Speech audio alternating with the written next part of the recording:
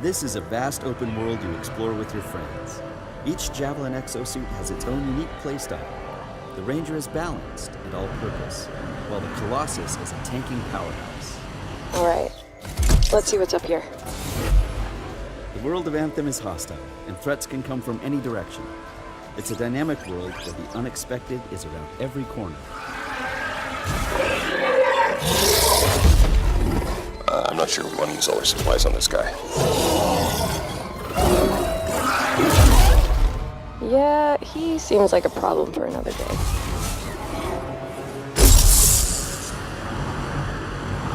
We're getting some fire from up ahead. I'll go low. You flank.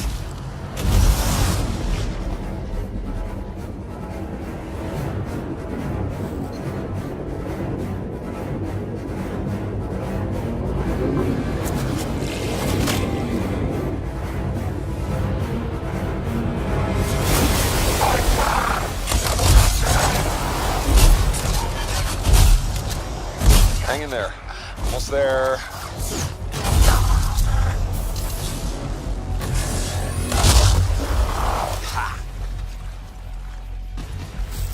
Have you been in there yet? I haven't. We should do that later with Kim. Yeah, he could use the XP. Hello, treasure.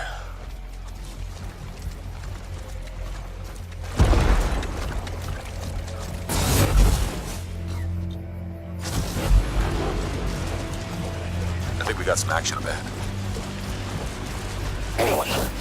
Anyone, we're under attack. Anyone in the area, we're under attack. I think that's part of Praxley's mission.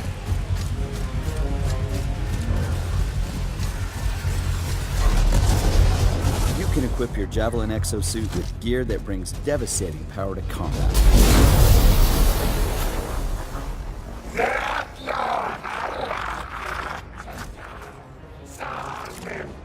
Oh, there are a lot of scars down there. Oh, the scars have a heavy. Have time to use that mortar.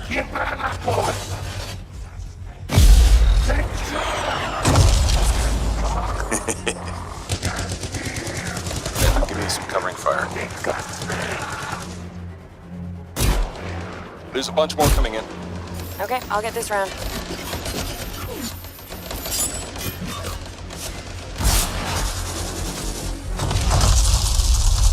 Thanks. Oh, come on. Be something good. Oh, yes! Jer's Wrath. Oh, nice. Large-scale world events like Shaper Storms are dynamic and pull you off the beaten path with the promise of new stories to discover. Oh, Shaper Storm incoming. Okay, actually, let's get some more people. Hold on a sec. Hey guys, what's up? Hey, what's happening? I'm right behind you.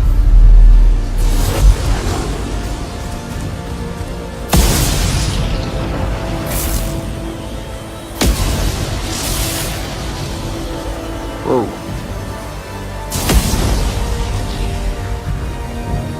This storm is getting crazy. So what are we supposed to do? Fly into him? All right, let's do this. See you on the other side.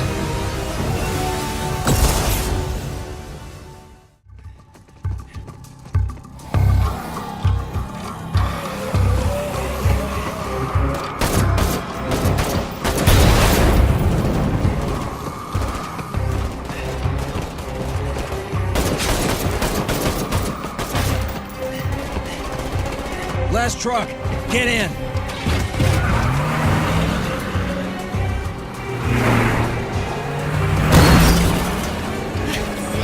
Want some of this? How about you?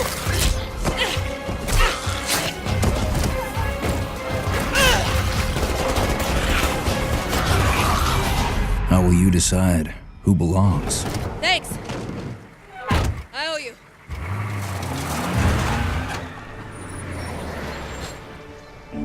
How will you choose a place to call home?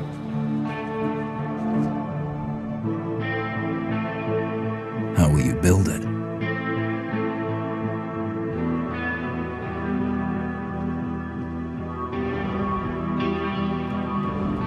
Work together to defend it from the terror. There is no sheet or things like that. You can really appreciate the point of view wherever you are. It will be the same mechanics. So that was one of the big features we wanted to make sure that we had before showing the game to the public, to everybody, so that we wanted to make sure that the technology was working and this big ambitious game was feasible. I'm going back to my spaceship. I want just to show you some gameplay ingredients. I'm going to change a little bit the time so that we have a bit more sun. Yeah. So that spaceship is very, very nice. It's very close to the Beluga we had in Beyond Good and Evil 1. It can handle very large speed, but it's also very easy to do loopings and trigger very fast movements. So it's a dogfighter. I can increase the speed. So this is a classic plane speed we have on Earth. We are about 1,000 kilometers per hour. But you can increase that speed dramatically, like this, for example, and you will see it. So the speed is increasing now. You see that it's about 5,000 kilometers per hour. Let's go back in the city so that we can really understand the speed, and I can increase the speed again. Whoa. Use some tricks, movements, and then we are going to do a looping, for example. So you can combine anything, any movements, and the very nice thing too is that you can even increase the speed to 20,000 kilometers per hour, which is a lot.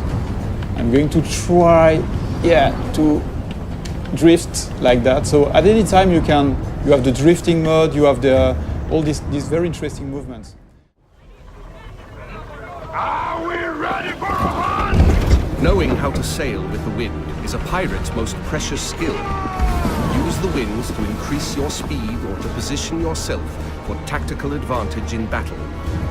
To reap the most rewards, it is best to split up, some going inland, others keeping to the open sea. Each warship has unique strengths. The frigate's hull is reinforced, its arsenal equipped with numerous culverin cannons. The brigantine is devastating up close, with a battering ram designed to break any resistance. Set for top! Move! The sloop of war kills from afar, with its crippling long-ranged mortars and precise long 9 cannons. Sail! Flying hostile colors! All sail! Ride the wind! All hands on deck! Position fixed! Open fire! Nothing will save you now! Brace for impact! Woo! Drown, you soggy nutmegs! Don't let bloodlust cloud your purpose. You're here for the loot, and so are your rivals. Store the goods, then back to your stations! The team that escapes with the most loot claims victory.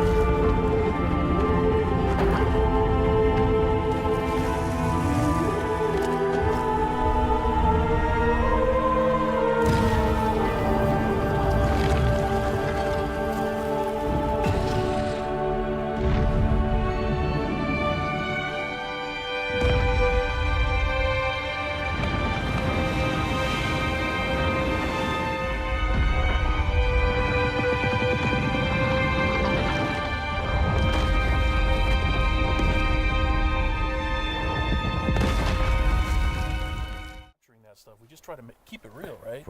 Right. Well, right. There was sort of a decision made at some point. What we've been I've been on the project for what, 2 or 3 years now. Yeah, I think 3 years. And so early on, I think there was a more, what were we?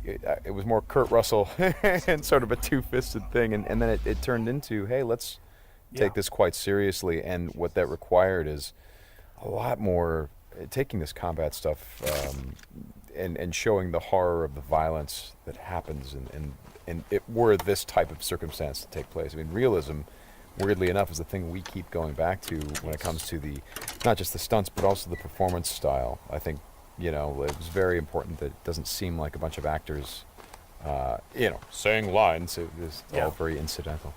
And we wanted the world to sort of reflect that as well. So you saw there that, Deacon broke into that emergency vehicle and found some supplies. So this is what we're calling our survival vision. So you saw that earlier when he was looking at Manny's bike on the ground.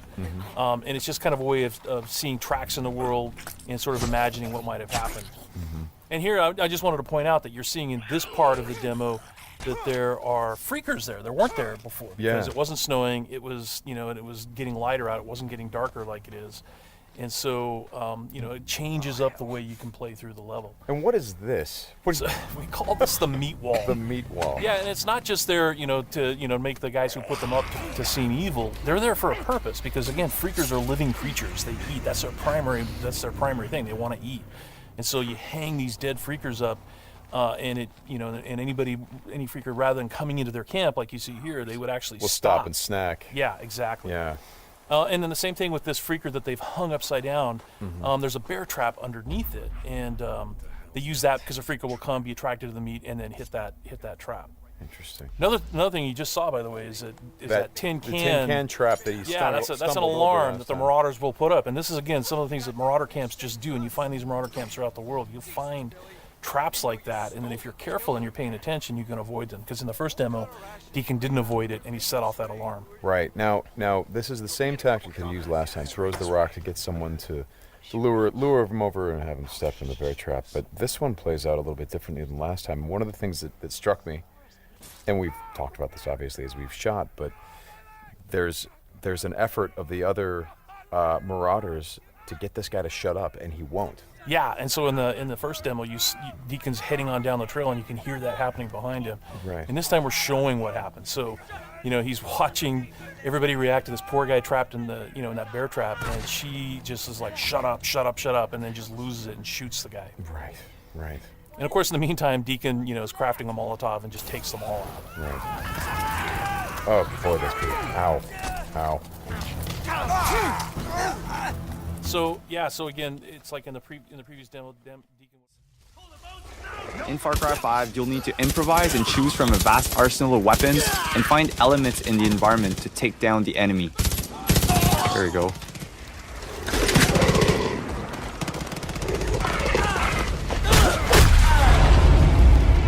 So we just took down the last cultist at Nick Rise using my favorite stealth weapon, a baseball bat.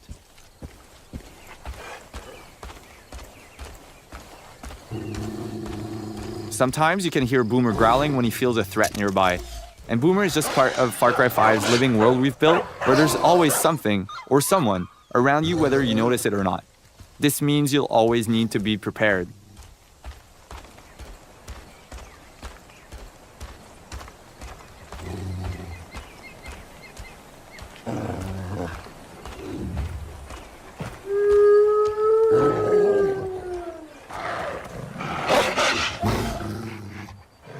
Boomer will stand his ground and defend you from predators, as there are a lot of moments for the player to hunt or be hunted.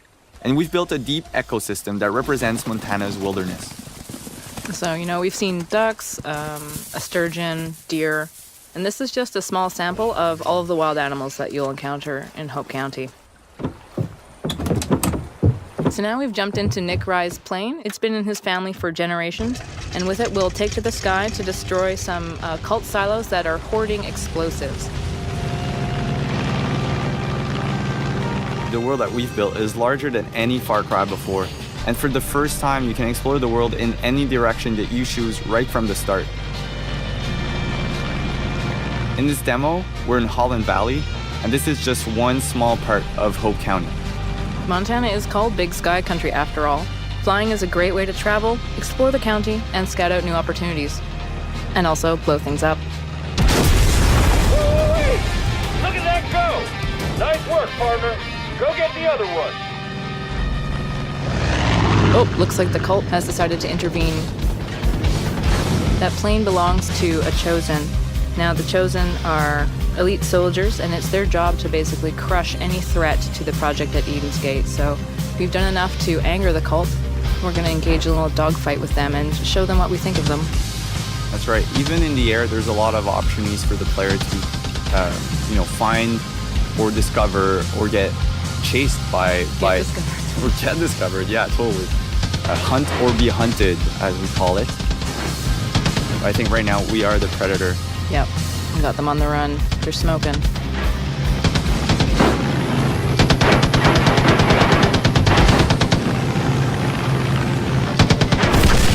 And we did it. Well done.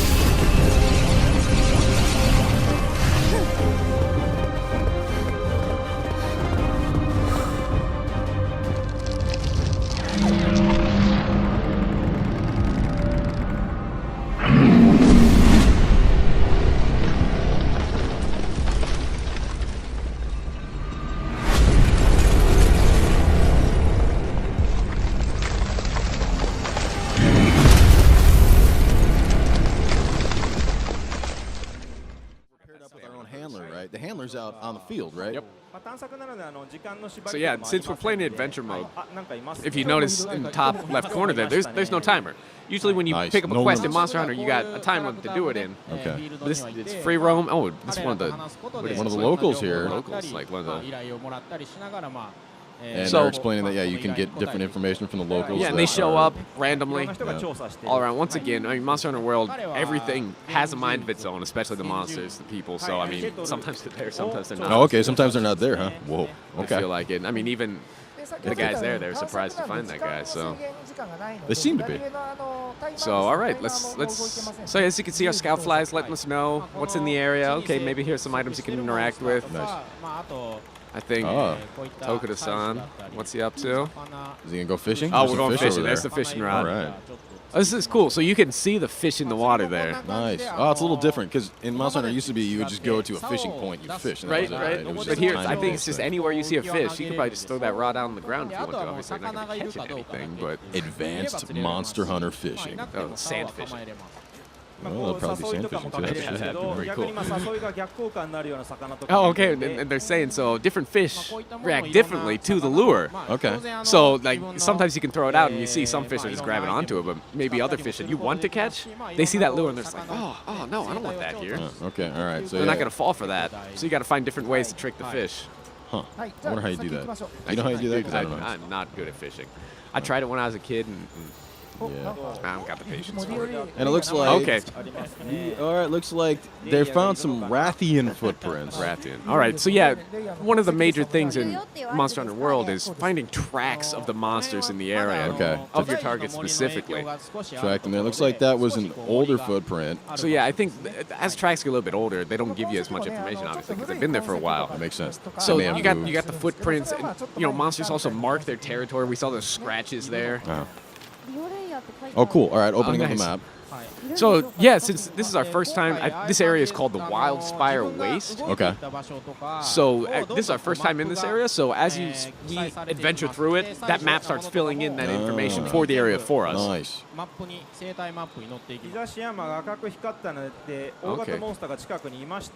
Oh, okay, and now Tokusan's explaining that the map is lit up red in a certain area, indicating that there is a large monster somewhere in that vicinity. Cool. And then the scout flies are reacting now too, right? We've picked up enough tracks now that the scout flags are letting us know, okay, the monster's probably in this direction, or more tracks are in this direction.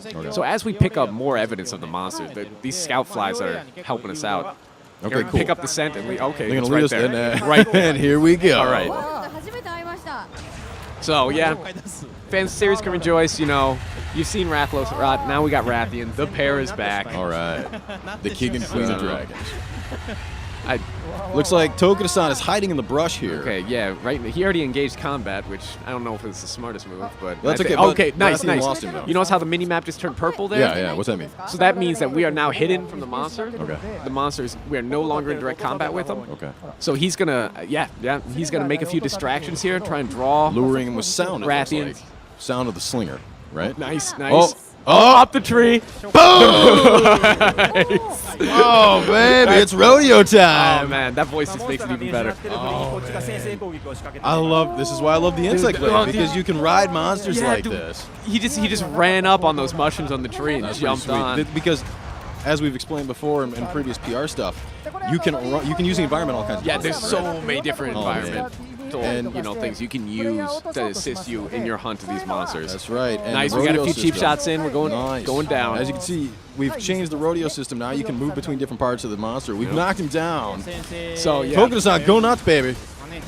Tokuda-san's a huge fan of the dual blades. Now, it looks to me like, depending on where he hits, the color of the numbers, the hit point numbers. Right. What's up with that? So the monsters, they have more points of their body that are more resistant to damage, and then their weak points. So like the head and the tail here on this Rathian, you notice the numbers turn orange when you're hitting a weaker point. That you're gonna be doing more damage with your weapons. Okay. So it's a good idea to probably focus in on those to really put on the hurt.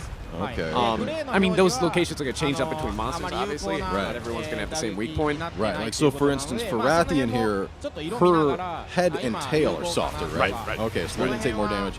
And it sounds like for less effective areas, it's gray numbers are going to show. Yeah, they're going to be whiter or gray. Okay, cool. And I mean, if you're a huge fan of the series and you like the classics, I don't want numbers. You can turn them off. Nice. Personally, options. I need options are always a nice thing. I need as much information as I can get. Yeah. I'm not as good a player as you, so well, that's okay. All right, so we got the word from Yozo-san here saying scolding Tokuda there. Yeah. We don't need to be fighting. This is not the objective here. We're not showing this off. We want to show off more of the area in the game. Okay. But I think, it's just in Tokuda-san's blood. He's got to fight these monsters. So. He has been hunting monsters for a while, this guy. Okay, it looks like we found some wyverns in the area. Nice, okay.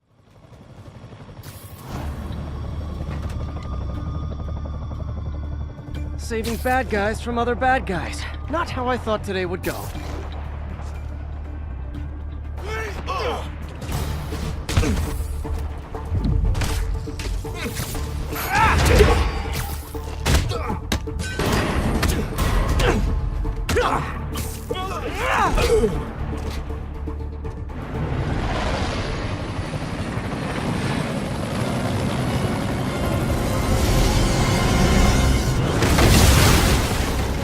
Hey, big guy.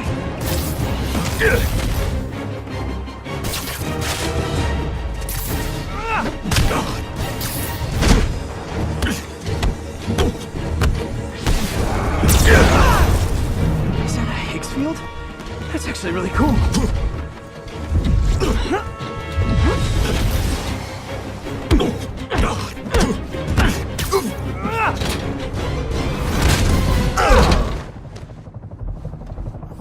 Fisk, your men are safe. Your turn. Who runs the demons? You're about to find out. Check the roof. He's here?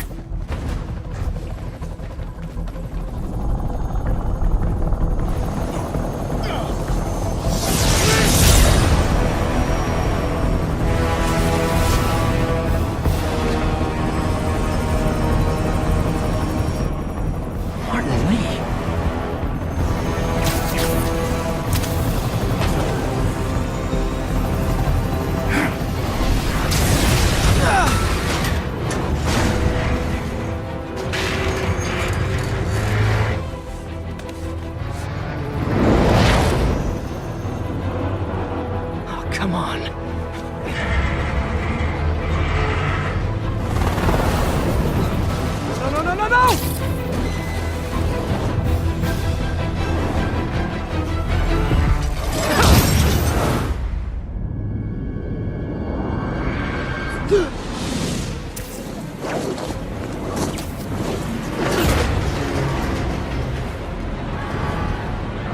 go, let's go!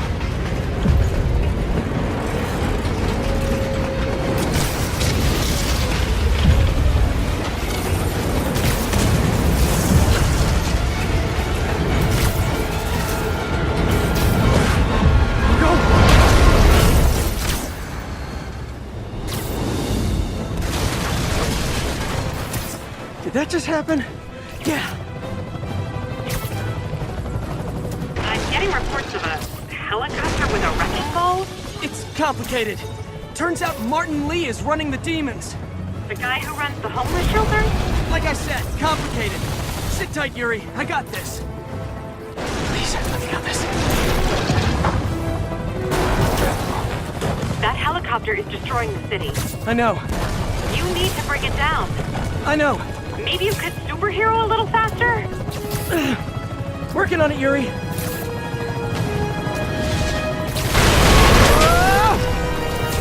Too close.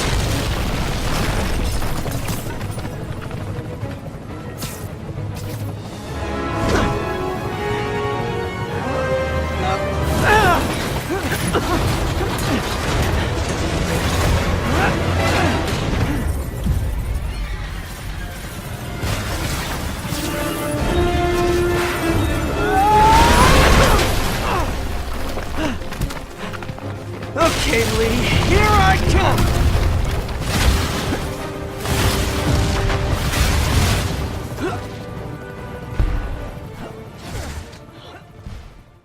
By Live, Motor Nation's #1 sponsor and event organizer. So this is where your story begins. Your goal? To become the greatest champion of all motorsports.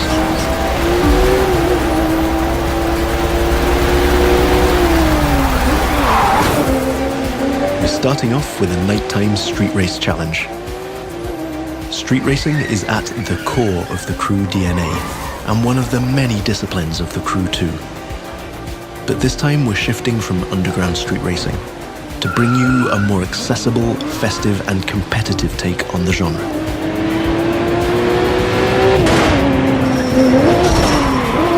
Speaking of which, this race is about to get a little spiced up. How would you like to take this party to the rooftops?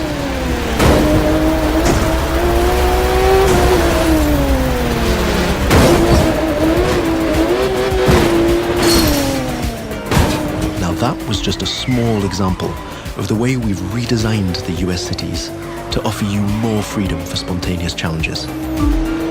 In the Crew 2, your whole environment has been shaped and tweaked so that you can enjoy the very best experience.